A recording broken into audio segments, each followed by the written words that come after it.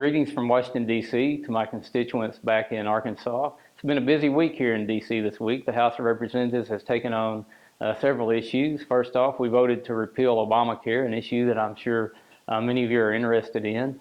This is a bill that many of us campaigned on. It's a bill that we hope passes the Senate, and by some miracle the President signs it, because it is a necessary step to restoring our country's fiscal stability, and it's also a necessary step into providing better healthcare services for Americans all across the country. We also voted today to reduce regulatory overreach on small businesses. We passed a bill to do that. This week's been busy with the budget hearings. As you know, I'm on the budget committee, and we met with the President's budget advisor with the Office of Management and Budget. Got to quiz him on the President's budget. If you haven't heard, it's $4 trillion. It was presented to us with 1,389 pages. That's $2.9 billion per page. It's way too much money for a government that's $18 trillion in debt, that's involved in deficit spending, and now the President wants to add a $500 billion increase onto last year's budget. During the budget hearing, I was able to question the director about Medicaid, the cost of Medicaid to our country, the concerns that we have on that, the cost of the expansion under the President's namesake bill, Obamacare. And he was quite frankly unable to answer some of the questions that we asked.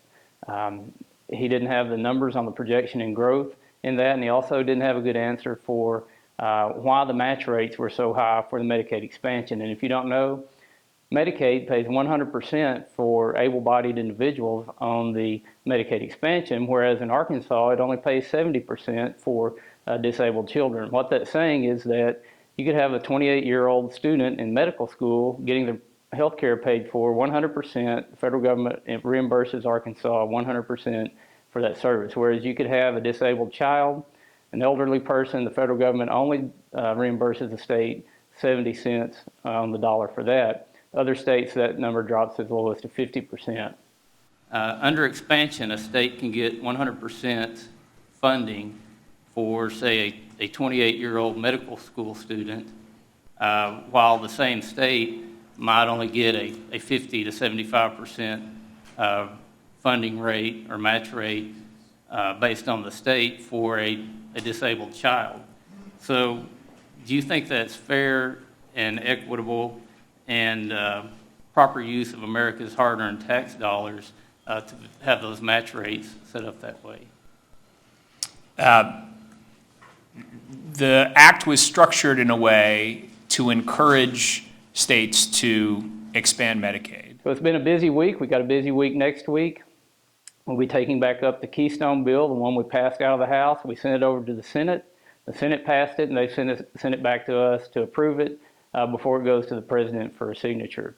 This will be good for Arkansas. It'll be good for our country, not only for jobs, but for economic and national security from the fact that we would produce more of our energy here in North America.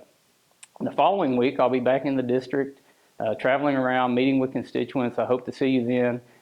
Keep a lookout on our website, Facebook and Twitter. You can follow us, and you'll see where we'll be having mobile offices and where you can come out and voice your concerns and give us suggestions on how you would like to be represented here in Washington, D.C. It's a pleasure to serve you. It's a great experience. I want to thank you from the bottom of my heart for giving me this opportunity, and just say God bless you and have a great weekend.